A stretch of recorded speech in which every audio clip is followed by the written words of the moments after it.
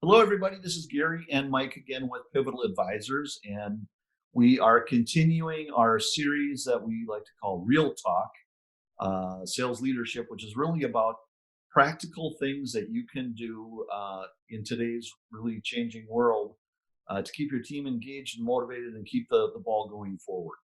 And today, specifically, we're going to really talk about something that we're seeing in the field, and it's really about staying aligned around a plan.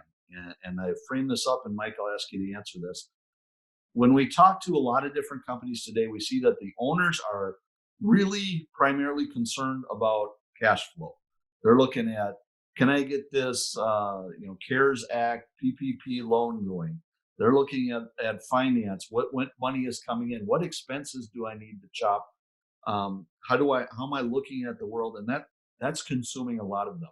You and I can agree with that because we're in ownership position right now.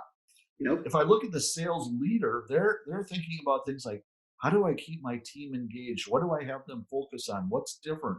Maybe I just lost people on my team. How do I restructure and get that going? And then I got the salespeople out there saying, what do you want me to do differently? Business as usual or what? So we've got these three different mindsets that are going on right now. How do we all stay on the same page, Mike? It's probably never been more important that we do because so much is moving around, right? So I think this is a struggle for sales leaders most of the time anyway. But now inquiring minds want to know, how do I do this in a pretty rapidly changing environment, right? We still don't know exactly how long this thing's going to go on, or how it is put together. But I think it's really important to do it. So kind of let's take them one at a time. Totally agree. The owners are scrambling for cash, right? Everybody's trying to figure out, how do I keep my talent? How do I keep my customers? How do I pay for all that until the world starts to resume some level of normalcy?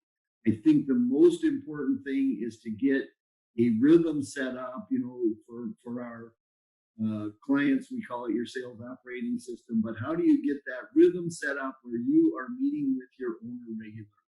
And we have clients right now that are meeting daily, right? Every Friday, end of the day, what changed, what moved, how does that move things around?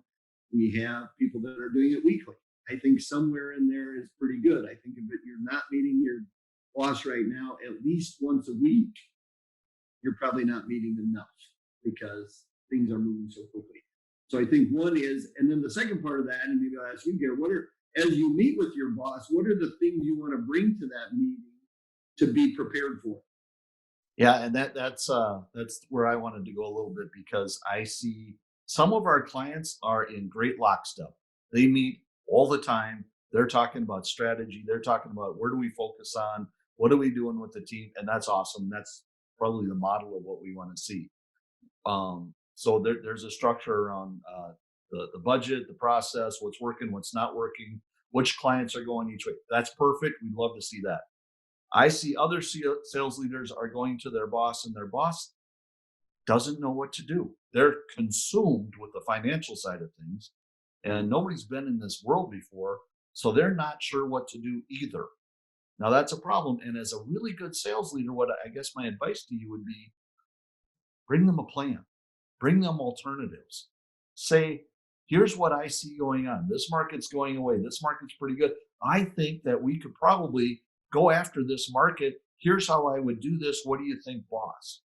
Or here's two alternatives. I'm thinking this. What do you think? And I'm bringing data because a lot of CEOs and owners, A, they don't have a lot of time to deal with it because they're dealing with other stuff.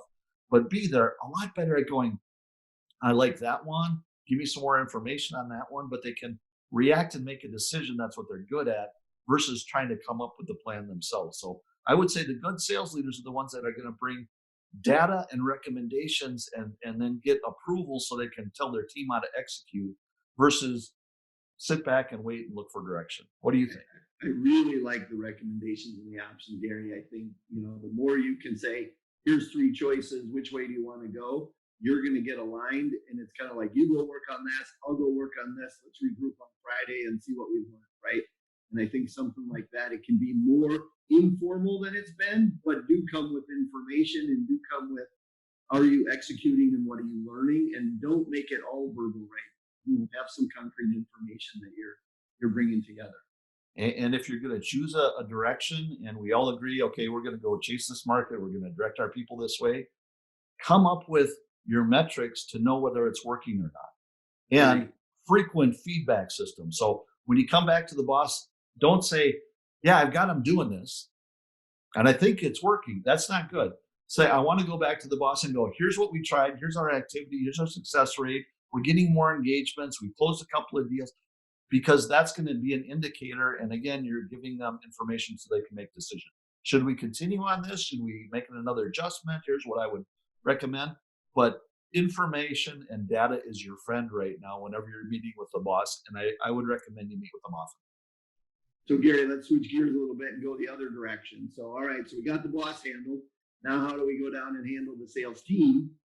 And the most important things right now are get the team focused on something, right? So Yeah. not just let them sit in their office and go, well, I kind of called everybody, nobody's ordering, or this is happening, or that's happening. But what are the things we have to do this week, right? So if you're calling the team and you're saying, hey, we got to call every customer. So by the end of the week, I want you to report, we contacted all of our customers or this segment of our customers. Here's the top things that we asked them, and here's how we captured the information. And this is the important part because you don't want your salespeople to come back and say, hey, I talked to everybody. It's kind of tough out there because I don't know what to do with that, right? There's zero. So you need to say, let's ask them these questions. Let's capture this information. Let's update our forecast a certain way.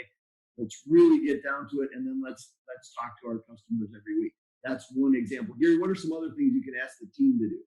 I think there's two things, and I'll play off of what you just said a little bit. First is very specific direction. I don't like go contact all your customers. I do Right. like, hey, contact all your customers. Here's what they're thinking about. Here's the types of questions you should ask them. Here's the things I want you to learn. Here's how we're positioning ourselves. Here's what our messaging is. We always talk about give them the words to say because just contact them, they can go execute on that and they can say, how's it going, Mike? And you're not going to get much out of there. And that's not a very valuable conversation. Give them very specific direction. That would be one. And two, tell them the importance of the information you're getting back. We're all making adjustments on the fly right now. So I want you to go talk to these people. Here's what I want you to listen for. Here's what I need you to feed back to me. Because again, we're going to go back upstairs to the boss and say, here's what we're hearing. What should we do differently? And we have to be really tuned in to what they're hearing on the front lines in the field. So it's a two-way street. You're in the middle as the sales leader. I'm trying to get direction from the boss. I'm trying to play it out here very specifically. Then I'm gathering information from them and playing it back again. And this is a continual process that we have to do.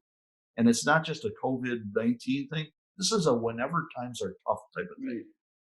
Right. Right. We should be doing it all the time. It's just more urgent right now because Right. of the changing pace. But you said something here that I think is really important. As you ask your salespeople to do that, tell them why. So Yeah. if they know, hey, we're capturing, here's our overall goal. We want to keep everybody employed. We want to keep the business viable and we want to move forward. To do that, we need this information. And it even made me think I was talking to one client the other day, and they're asking all their clients, I thought this was interesting. They're asking all their clients, when do they think we're going to start to get back to work? Mm. Of course, the answer is everybody is, I don't know. But then the follow up was, and what are you using as an indicator? Because you must have something in your head. Do you think we're going to go to January of next year? Yeah. Well, no, probably not. Well, do you think we're going to go back next week? Well, no, probably not. Okay, so it's somewhere in between. Yeah. And they said they're getting a range of answers that's starting to narrow a little bit, which actually allows them to plan because they're getting from the customers what their customers are planning for. Right. And if you take that Very information, specific example around that. What were you saying? I was just going to say, and if you gather all that information and it comes back to the sales leader who then take it to the boss and say, here's what the market's thinking. Here's what we're saying. What should we do with that? And again, this is just a continual flow. But it's super helpful because now as the owner, I can sit and say, okay, we think this is going to go out to the end of June. I'm not professing that. I'm just using that as an example. And if that's true, now I can manage my cash. And what it does is it brings a little bit of certainty into a very uncertain world, right? At least this is our best thinking today. So if we think it's going to go this long, we can do these things. Let's get those salespeople focused, not only trying to do any work that we can do, but capturing that, institutional knowledge, if you want to call it, on some very specific things that will help you. So I think the key there is make sure the salespeople know why they're asking the question. We're capturing that information, we're compiling it, and we're feeding it back up on a regular basis. Anything else you would add, Gary?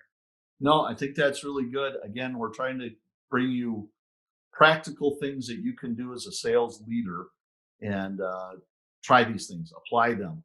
I would say the key that we're trying to get across to you is communication up and down is super important right now. Very specific direction to your team is very important right now. And we're in a state of flux. So we're going to be making lots of adjustments. And the more adjustments that we can make and communicate what's going on, stay on the same page. That's the biggest emphasis we're trying to make. So again, this is our Real Talk series, Real Talk Sales Leadership. We're going to continue to try to pump these out so we can help you through this crisis. If you do have additional questions, you just want to talk it through, go to pivataladvisors.com. Give us a buzz. We'd be happy to help you out. Thank you very much for watching. Thanks all. Happy selling.